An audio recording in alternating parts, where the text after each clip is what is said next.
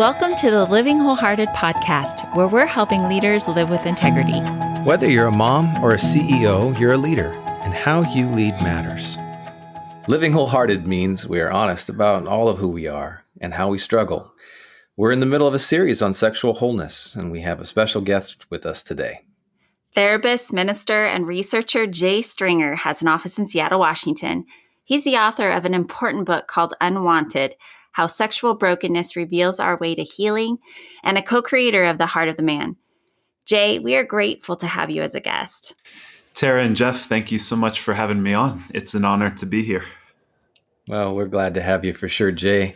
Well, before we dive in, we want to get to know you a little bit better. Tara and I lived in Seattle for years before we settled in the Portland area, and we did our undergraduate work up there, dated, married, had our first apartment outside Magnolia. We love that city, except for the traffic. Yeah. Tell us a little bit more about your family and what are some of your favorite things to do in the Northwest? Yeah, so I met my wife, Heather, when we were in grad school. So we were going through a master's in counseling program and a master of divinity. So we, spent a lot of our first initial years of our marriage trying to counsel each other, which worked out very terribly. But we have two kids, a 7-year-old boy, almost 5-year-old girl. And in terms of what we like to do, I mean, as you know, being in the Pacific Northwest, it seems like there are often two seasons where the winter we drink a lot of coffee and find good restaurants. And then once the sun comes out, we hike all the time, try and get out pretty consistently. So there's a place called Orcas Island that our family has just kind of fallen in love with over the years. We usually spend a week up there after Christmas time just to retreat, think about the year coming. And then outside of Leavenworth, there is this place called the Enchantments. And it's basically this, you can Google pictures of it. Some of the most stunning terrain I have ever seen. And it's probably 18, 20 miles of what you can do a hike through, run through. And so some friends and I do that once a year as kind of our pilgrimage out there. And it is just stunning. So I feel like those are the two things. We love the outdoors, but also have to really be into the cozy coffee food scene as well. So Seattle has a lot to offer, and the outdoors are spectacular. I got to check that place out. Been to Leavenworth a couple times, but never to this other spot that you've mentioned that's just outside there. That sounds incredible. Outside. Yeah, it is. I mean, some of that, the forest, the terrain out there is so stunning. Majestic. I love it. Well, Jay, we know that our work often stems from our own stories. So tell us a little bit about your journey and why you became a therapist, particularly focused around sexual wholeness. Yeah, so I would say this all started for me when I was a child. So my dad was a pastor of, I would say, medium-sized, smaller-sized Presbyterian church. And so we didn't have a community life pastor, for example. And so what would happen would be that people would reach out to my dad at the church office. And then when they couldn't get a hold of him there, they would leave basically, I was going to say voicemails, but they were home answering machine messages. Oh, yeah. And I could remember just being a boy and starting to hear people's messages. And I realized that people told the truth of their lives through crises. They didn't tell the truth of their life on Sunday. And so just the reality of, people in our church that had an affair, people in our church who were struggling with pornography, mental illness. Those were the voicemails that really just created so much intrigue in me of why is it that people don't talk about these things on Sundays or in most small groups, but why is it that a crisis is usually the place where everything that is true of someone's life really rises to the surface. So I would say just from a very early age, had that sense of really inclined definitely to the work of what the gospel is all about, but also the intersection of where are human beings broken and where are they telling the truth. And then, after grad school, certainly in the midst of some of my own involvement with pornography, sexual brokenness. But I got a position to work with the city of Seattle's John School. And this was a program designed for men who had been arrested for soliciting women in prostitution. And I remember one of my first clients that I worked with that had been through that John School, he told me, he said, Jay, I definitely buy sex because of the thrill and the pleasure of sex. But far more, what I love to do is just cruise around the streets of Seattle trying to lock eyes with a woman in prostitution. And so, as a therapist, we started working that story back. And he told me kind of three initial stories. The first was that he could remember being a young boy and he is kind of crying in his crib, but his mom and his dad didn't come to his crib. That was kind of his first memory.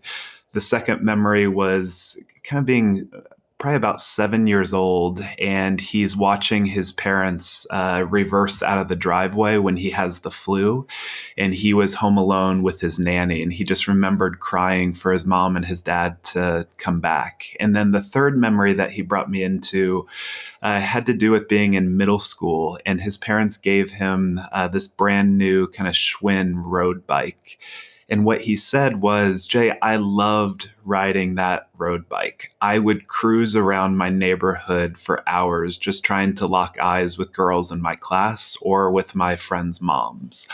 And so in that session, what he had done, kind of unbeknownst to him, was really connect his present acting out behavior of buying sex and the cruising with a formative age in his life where he was really all alone. And so that place of connection, that place of attunement that he was initially beginning to experience as a middle school student, basically drove him into a life of crisis. And so to me, that was always really fascinating, as well as how is someone's kind of current behavior, whether that's infidelity, whether that's extramarital affairs, pornography use, how is that actually telling us a story about another time in someone's life that has never been addressed? And so just being a therapist, I love it because I get to be just a detective with regard to people's lives. Mm. Jay, those stories are powerful that the client shared with you, the connection that you made to them. And I love the way that you say you get to be a detective. You're using gifts and skills to be able to come alongside people to help them to see where things may have come from. I'm not a counselor, but being married to one, have the highest regard and appreciation for the pace and the loving way that people in that profession do that work. It's amazing. I'd like to just take you back to where you started when you first started speaking about this, but to the memory of you as a child for a second. That's such a powerful moment. And I wanted just to ask you, what were some of the things, if you remember back being that kid, listening to those answering machine messages in the space where your dad's a pastor, he's receiving all these calls and people are telling the truth on these in these spaces that they may not have been saying or broadcasting on Sundays. But as a kid, I'm just curious, what were you feeling? When you heard those messages, it compelled you towards the gospel, towards saving. But what were the feelings that were there? I'd just love to know that as a kid. Yeah, it's such a great question, Jeff. I would say a number of feelings were there. The first, there's such a clear sense of voyeurism and arousal of being able to hear some of these stories and have a privileged seat into knowing kind of what are people in my church actually doing, thinking about during the week. So, but I would say the main thing would be that my dad just sitting around. Let me back up. So part of what I would say is, there were implications for my father with each one of these calls. And so I could remember just kind of being at a dinner table, and hearing a message come in. Maybe someone was having a mental health condition, really needed pastoral counseling. And what I would watch is my dad's face become busy, thinking through the ramifications of how is he going to schedule a call in or a visit with this family. But then I would also be watching my mom's face, and there would be a growth in terms of her agitation.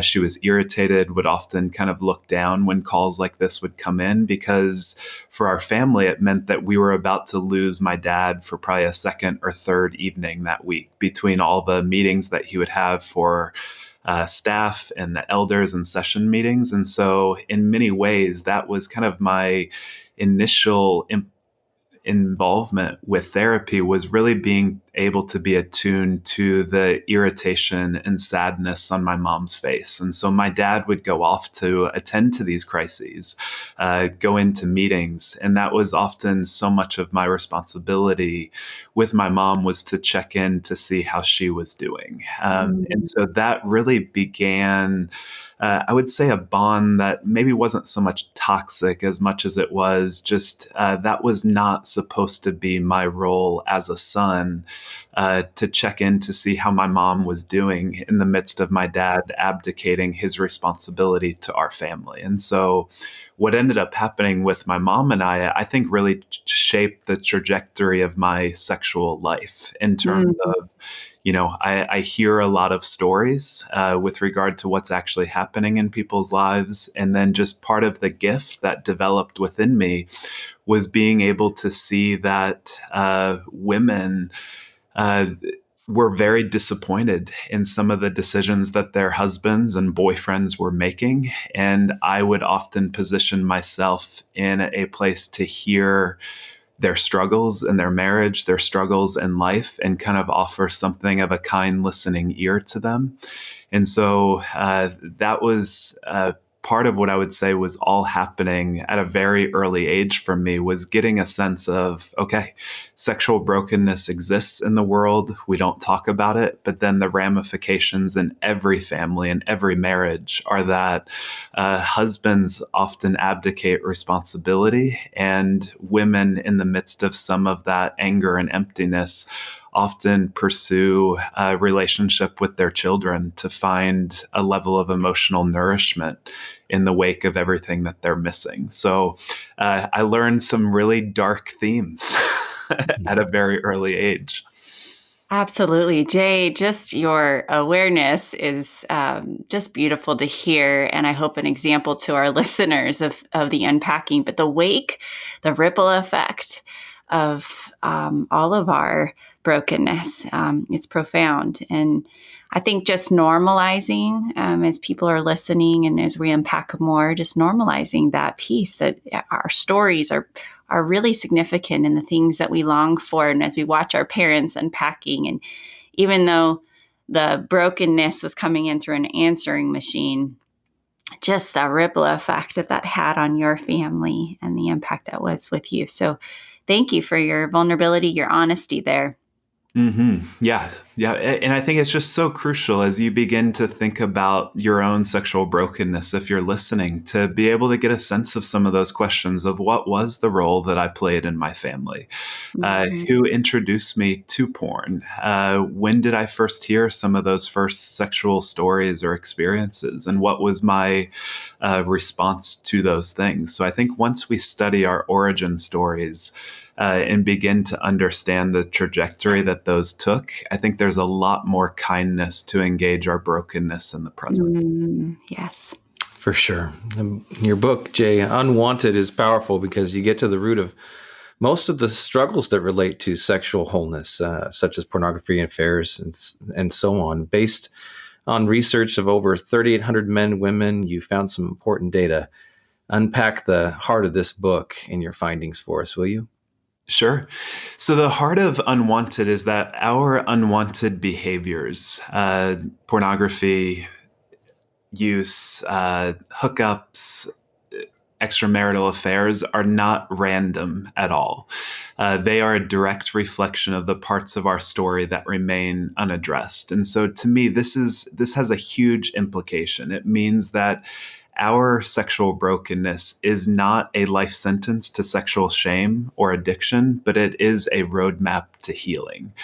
So let me give you just a couple findings to kind of root those statements in reality. So one of the things that we found for people using pornography is that people who lacked a clear sense of purpose in their lives were 7 times more likely to increase their involvement in porn. We also found that the most significant users of pornography had sexual abuse scores that were nearly 24% higher than those who did not view pornography at all. And then one of the signature marks of the research that I did was that we looked not just into the amount of pornography that people were pursuing or the type of behavior that people were involved with sexually, but we actually asked people to tell us what sexual fantasies they had. And we also asked them to tell us some of the primary searches that they made on a porn site. And we found some just fascinating findings, which we could do a whole podcast just on what were people searching for. But what we found was that the specifics of what people put into Google or a porn site could be shaped and predicted based on the parts of someone's story that remained unaddressed. And so, just real briefly, one example of this would be that, let's say you were a man that wanted to see kind of more of the genre of college age porn, or maybe a woman who had a smaller, more petite body type, or a race that suggested to the user something of subservience. We found that the 3 primary predictors for that type of porn search would be this man had a very strict father. He had a high level of a lack of purpose in his life, and he had very high levels of shame. And so if you're able to stitch some of those things together and build something of a profile with this man has had a very strict authoritarian father who has used some form of domination, rigid parenting to begin to enforce a lot of these rules and regulations on this boy. And then as he grows up, he begins to feel just a lot of lack of purpose around his life. And then in the midst of that, he can seek out a type of pornography that actually allows him to find power and dominance. And he's able to get exactly what he wants without any resistance in the world of pornography. And so one of my favorite quotes is from a Franciscan priest who says, "The pain that we do not transform, we transmit. Always someone else has to suffer because I don't know how to." And so I think that's part of the invitation that Unwanted is really inviting people into is, where is the pain in your life? Where are those stories of brokenness? And if you don't transform them, if you don't engage them, then what's going to happen in unwanted sexual behavior is that you're going to pursue behaviors to basically process through a lot of those experiences of pain in a very self-destructive and other destructive way. It's incredibly profound. And I want to say to those listening, if this is uncomfortable to listen to, that is normal. There's so much. Jay and Jeff and I, we're used to talking and processing at this level as we sit with hundreds of clients and their stories. But if this is new to you, I encourage you to hang in there and to continue to listen, because there is really so much that we can all resonate with at some level when it comes to our sexuality and the deeper undercurrents of our story that are crying out for help. They're saying, pay attention to me. And so, Jay, this research is what it does is it helps us to not be disgusted with ourselves, but actually to be curious to understand that wounded child. Yes. I mean, the amount of people that feel disgusted and full of contempt for themselves versus curious. All I can say is that curiosity will take you so much further than disgust or contempt. Yes, absolutely. So if you could just, summarize, and there's so much that we want to unpack. What are the biggest misconceptions about sexual brokenness in our culture, in the church, that you're trying to really speak to, Jay? Oh my goodness. Misconceptions are rampant. when it comes to sex. I would say the primary misconceptions in the church are that we are obsessed with lust management. We have this thinking that if we get internet accountability, internet monitoring, get an accountability partner, that somehow this thing is going to be able to be managed.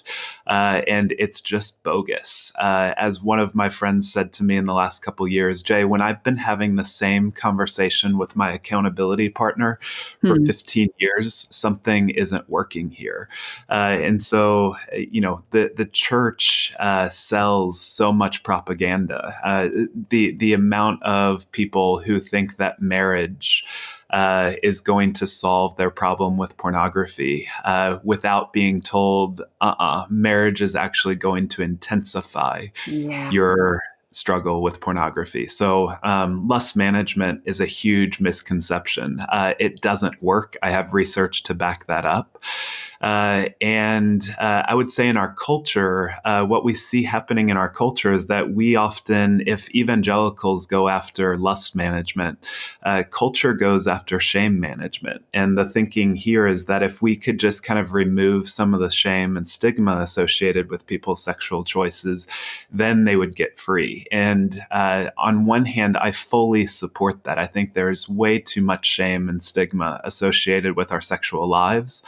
But I think that really misses the critical task of inviting people to make meaning out of their sexual lives, which is why I did the research of what if we could actually come to predict that infidelity, a particular porn search could actually be predicted based on someone's unresolved stories of loss and trauma.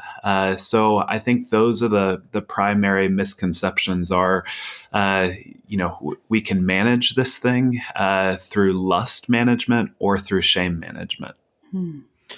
And there's so many misconceptions, even when you're trying to look at God's beautiful design and plan for sex and sexual wholeness. I would love hearing pastors and shepherd leaders, men and women who are speaking to this for the gift and the joy and the beauty of what it is. And I mean, holding up with courage and with confidence, but also just peace. And they love the word, and it's in there. You read the Song of Psalms, and you hear the beauty behind God's design, and it's an important thing for the church to begin, not just even to begin, but to begin, if they haven't, to be talking about these things. And the church, meaning capital C, not just your local body, although it's so important to do that there too, right? Yes. Yeah. So if we, on one hand, if leaders just began to really get a sense that our brokenness, sexual eating disorders, conflict in a marriage, our brokenness is not a barrier to our spiritual formation. It's one of the most necessary ingredients for it. And so as leaders, we need to be inviting people to study their brokenness, not to condemn it, not to hide it, not to blame it on their partner or some other outside entity like culture. We need to understand that our sexual brokenness and brokenness of all kinds is fertile territory for something of the gospel to actually take root in our lives. And I think this is what the incarnation is all about, is the God of the universe taking on flesh, identifying as a human. Many theologians have said that Jesus was born quite literally in between the feces and the urine of humanity. So where is God pleased to dwell? In the midst of broken systems. God doesn't wait outside of human history for us to get our act together. God comes into our history in order to invite us to a new way of being with ourselves, with God, and with others. Beautifully said. Beautifully said. We talk a lot about the dangers of hiding. You mentioned a little bit of that in a moment ago, and the power of shame and the impact of our trauma and how we're coping today. You referred to yourself as you get to be a detective, and talk to someone who's listening here who fears facing this part of their life head on. Yes, we are all at some level hiding. Mhm. And so part of what I would say is you have to honor your hiding at some level. So we hide because we know the ramifications of if I actually told the truth about what I've been involved in, that would have some serious consequences. And so, if you were to think about pornography, uh, sometimes people get involved with pornography and it's their first experience of pleasure. Maybe they grew up in a very rigid home where everything was under surveillance, so many rules, regulations for everything, and porn gave them a place to escape the tyranny and the authoritative home that they were in. And so, at some level, how do we honor that some of the things that we have chosen to hide with are the very things that have helped us get through life? The problem is all things east of Eden that we begin to pursue outside of God eventually drive us deeper into our exile. And so I think that's the kind of the intersection that people are at is at some level, I can honor the hiding. But on the other hand, I need to recognize that this way of hiding my life is no longer sustainable for the life that I actually want to live. And so in my book, I kind of just use this example of an interview from his name is Andy Casagrande, and he is the videographer for the show Shark Week on the Discovery Channel. And he was interviewed a number of years ago, and they said, "Andy, you're essentially crazy. What in the world are you doing swimming in open waters without a cage with great white sharks?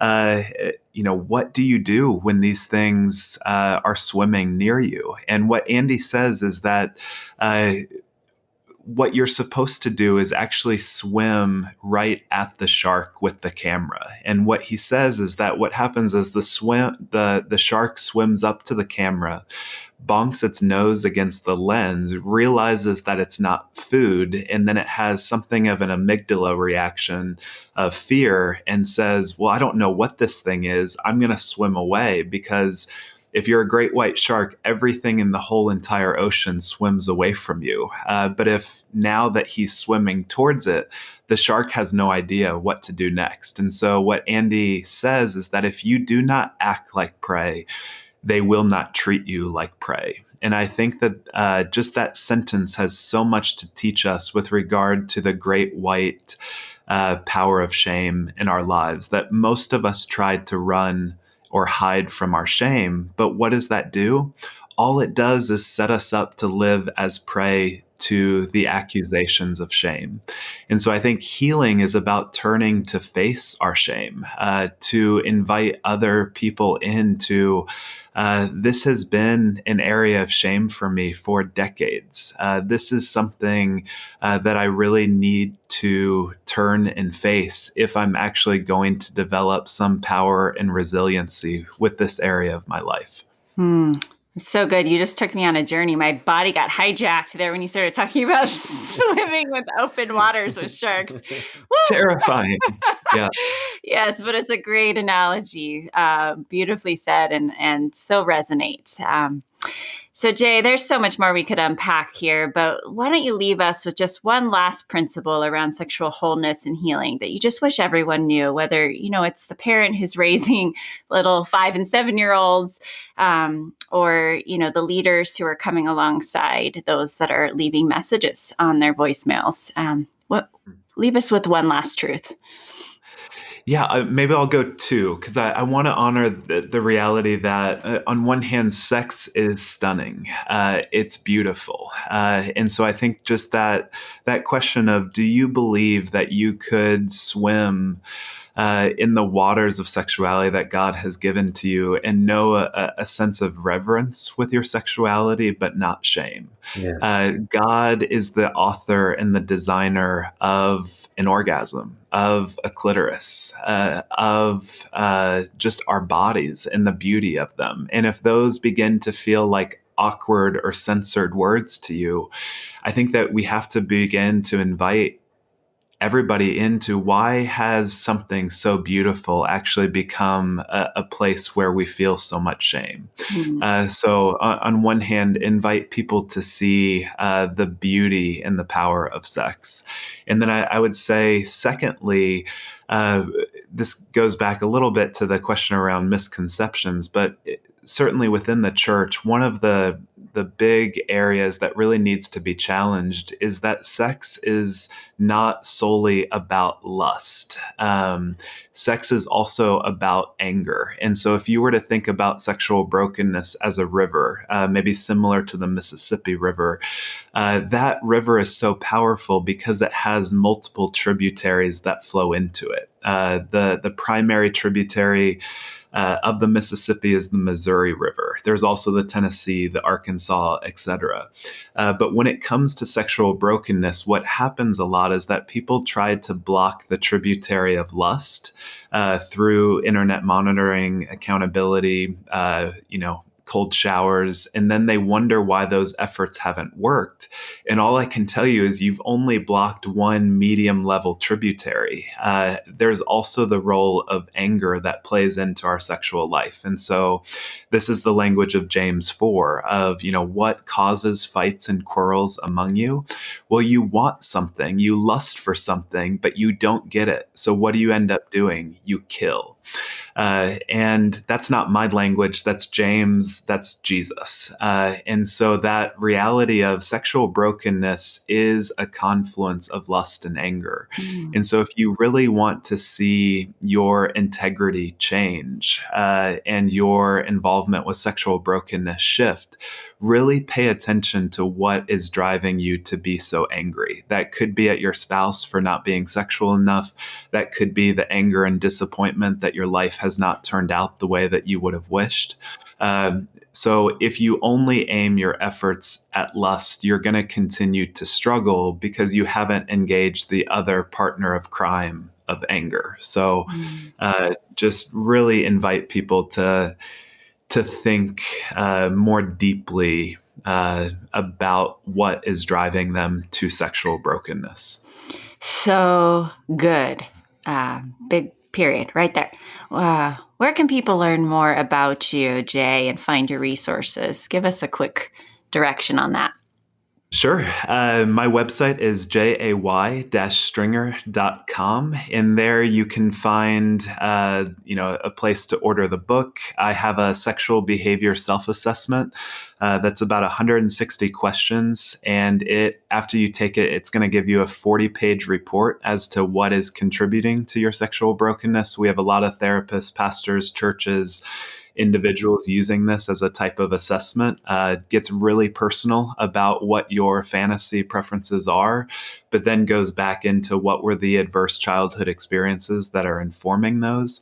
And then, as you mentioned, I have partnered with the Heart of Man film to create something called the Journey Course. And this is a 18-week online course for small groups, accountability partners, churches, to really invite people to a 5-month path to freedom from sexual brokenness. And this is for men and women. There's just we didn't have time to talk about it, but the reality is that about 30% of pornography users are now women. Mm-hmm. And so it's just one of those areas that the church, we barely talk about sexual brokenness as it relates to men, but there is definitely a lot playing out with women as well. And so this online course, we really wanted to create just an amazing resource for churches, counseling practices, individuals, accountability partners, to take a journey together through the formative terrain of their life so that they could understand the why and the how of sexual brokenness. Really, if you're a leader out there at any level, this is material that you definitely want to look at, whether you're working with youth or you're a pastor or you are coming alongside young adults. regardless, there are some incredible resources here. And if you are struggling and you have not told anybody, I just want you to hear that you're not alone in this journey, and that it's just one part of living in an integrated life where we can be free to be who we were made to be and not have to white knuckle our way through life. It's exhausting and shame-filled. And so thank you, Jay, for the work that you're doing. And getting to know the roots is vital in all our stories. Check out Jay's resources in our bio. You can also learn more about our professional counseling team, who is here to help at livingwholehearted.com. And Tara, should we share it? Yeah, go for it. Okay, well, we're excited also to announce that our new book we co-authored together, Shrinking the Integrity Gap Between What Leaders Preach and Live, is on pre-order today and will be available anywhere you buy books. We really believe that this book is going to be an incredible resource for you and those in the wake of your influence. And certainly, as we talk about integrity, it ties so well into our theme of today and the series of sexual brokenness that we've been exploring. Thank you for joining us in being a leader committed to shrinking the integrity gap between the values we espouse and the values we actually live out in practice.